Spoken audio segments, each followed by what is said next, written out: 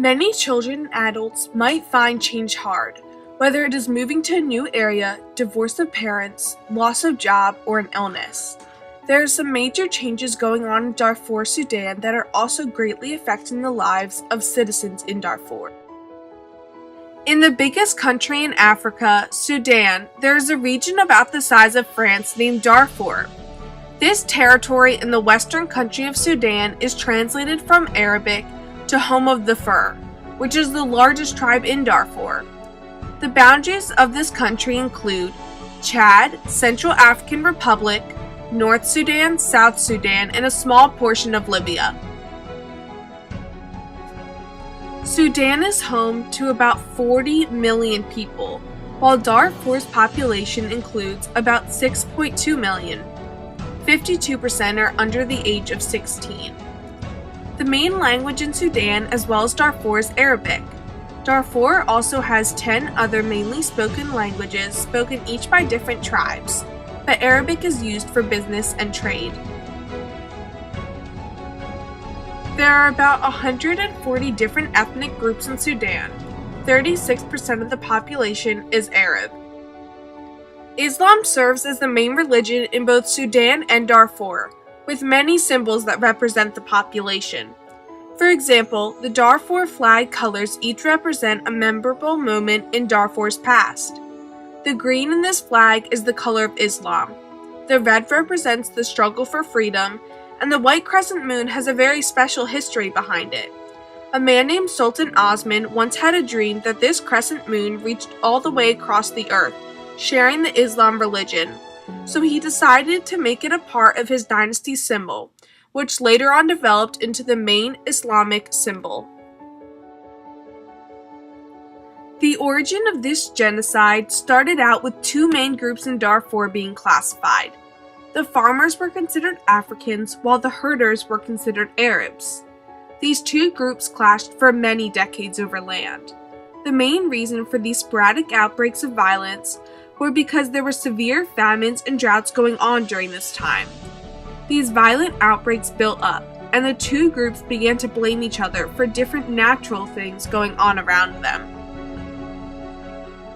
While all the wars in Darfur were going on, there was also conflict in Sudan that played a role in the overall violence in Darfur. Sudan has never been fully united, even under the Ottoman Empire rule, Egyptian rule, and British rule. Sudan, the North, has always politically and economically dominated the South. In 1956, when Sudan broke away from British rule, the violence started between the North and the South. In Sudan, this conflict and constant disagreement led to two civil wars, one ending in 1972 and the other starting in 1982. During these civil wars, both sides acted, doing horrible things to one another. For example, they poisoned well water, bombed villages, abducted children, and sexually abused women. While the violence in Darfur was going on, the Sudan government ignored the conflict between Darfur's herders and farmers, causing over 2 million deaths over the course of 2 decades. Also, the roads, buildings, and overall infrastructure of Darfur was withering away as the violence continued.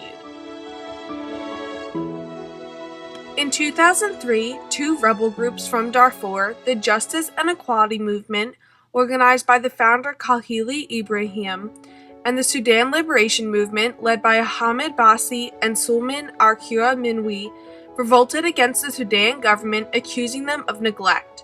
These two groups attacked the El Fasher Air Force Base, killing 75 pilots, destroying 4 bombers and their helicopters.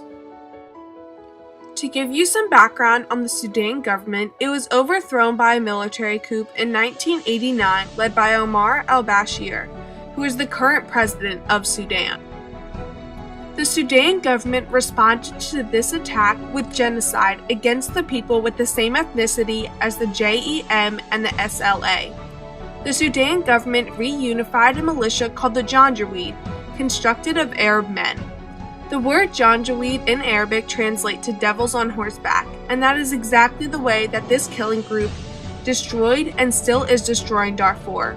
The Janjaweed revenge, and dismantle villages by killing, raping, and abducting men, women, and children. A woman survivor describes her experience. They never gave me a chance to talk to my child. Some of them dragged my son away, others slaughtered my husband, and some others took me to the side and tortured me and left me there. My newborn was snatched off my back and was left lying on the ground. I found him in that situation when they let me go. A man by the name of Prendergast said, "And then here come the Janjaweed on camel or on horseback. They came rolling into the town, shooting and torturing the village, often bringing women to the side and raping women indiscriminately. And in order to ensure that the destruction is complete, the government either sends ground forces to oversee the operation or the attack helicopters, which often are the most deadly things."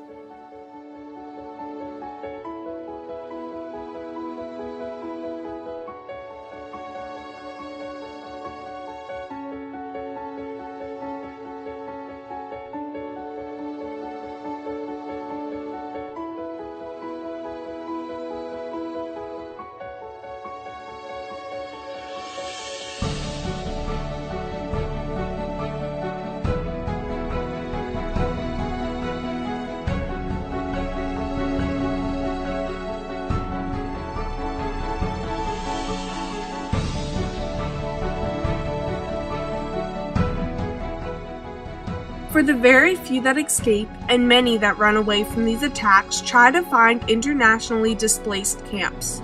Currently, there are about 2.7 Darfur citizens, or 1/3 of all Darfur living in IDCs in Darfur itself. In total, there are about 250,000 refugees that live in Chad and the Central African Republic combined.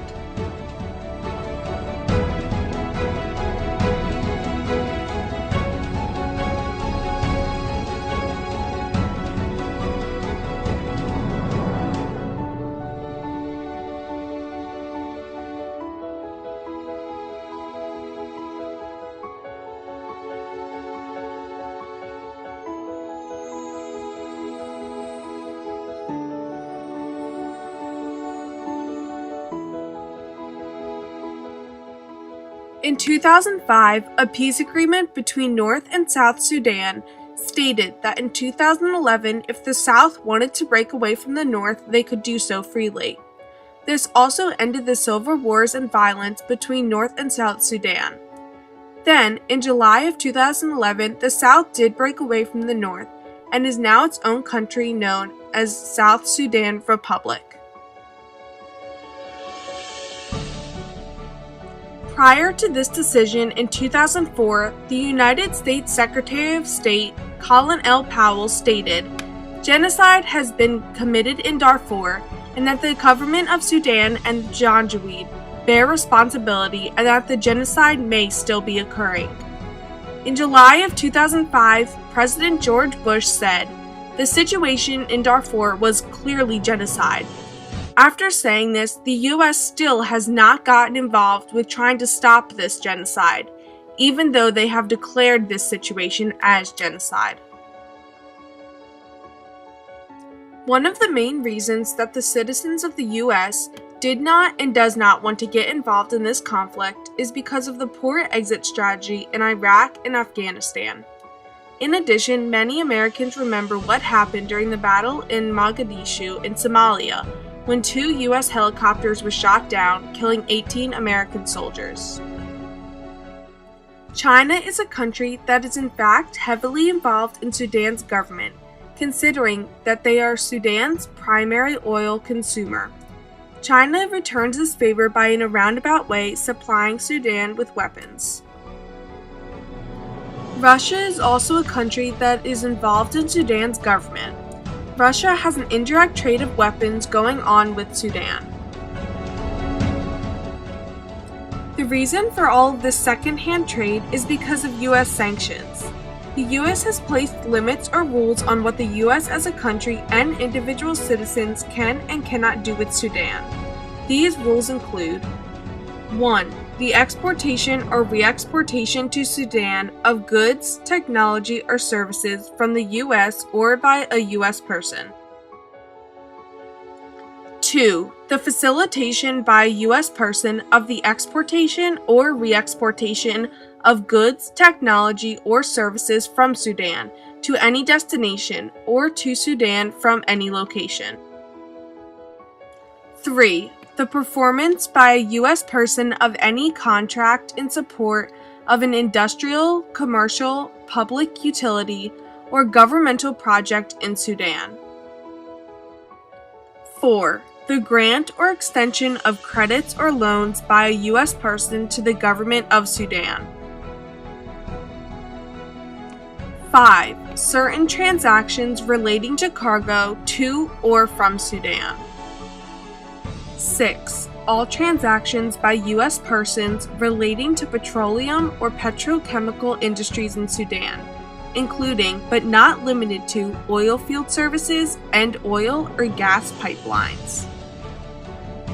In 2006, after the U.S. declared that genocide was occurring in Darfur, Sudan, President Bush signed the DPAA, or the Darfur Peace and Accountability Agreement. This document restated U.S. position on the Darfur conflict. It also asked to expand the African Union peacekeeping force in Darfur. This also brought up the want of the U.S. that they would like the International Criminal Court to charge the proprietors with war crimes against citizens of Darfur. The African Union is a force of about 9,000 troops who are serving as observers and witnesses of the Darfur genocide. Though they are not allowed to act, this group is reporting back to the UN and sharing the tragedies and horrors that they have seen. Sometimes they are even targeted by the Janjaweed. An international court called the International Criminal Court has also been trying to end this genocide. As stated in a booklet written by the ICC, Understanding the International Criminal Court, on the 17th of July, 1998, 120 states adopted a statute in Rome, known as the Rome Statute of the International Criminal Court, establishing the International Criminal Court. For the first time in the history of humankind, states decided to accept the jurisdiction of a permanent international criminal court for the prosecution of the proprietors of the most serious crimes committed in their territories or by their nationals after the entry into force of the Roman Statute on July 1, 2002. The International Criminal Court is not a substitute for national courts. According to the Rome Statute, it is the duty of every state to exercise its criminal jurisdiction over those responsible for international crimes. The International Criminal Court can only intervene when a state is unable or unwillingly genuinely to carry out the investigation and persecute the proprietors. The primary mission of the International Criminal Court is to help put an end to impunity for the proprietors of the most serious crimes of concern to the international community as a whole, and thus to contribute to the prevention of such crimes. The ICC has accused many leaders of the Darfur genocide, 7 to be exact. They are Aham Huran, Ali Kashibi, Omar al-Bashir, Bahar Abu Garda, Abdullah Banda, and Saleho Jerbo, and Adel Ramel Muhammad Hussein. Most of them have been accused of crimes such as mass killings, rape, torture, inhumane acts, and extermination.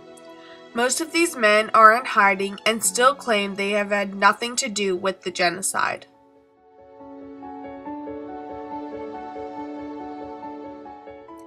But what can we do about this appalling situation? Well, here in America, there are many humanitarian organizations that are trying to end this genocide in Darfur, such as Save Darfur, explained by Joe Biden as having efforts to pressure the administration and Congress and keep the issue alive, have had a tremendous impact.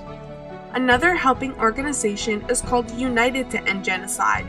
The President Tom Andrews describes this configuration that is building the largest activist organization in America dedicated to preventing and ending genocide and mass atrocities worldwide. We as the world can step in by going over to Darfur and working with the Darfur civilians yourself. You could also donate money to these organizations, which will then have people go and do the relief work for you. Furthermore, you can simply inform others of the grim and terrifying actions going on towards these innocent people in Darfur, Sudan.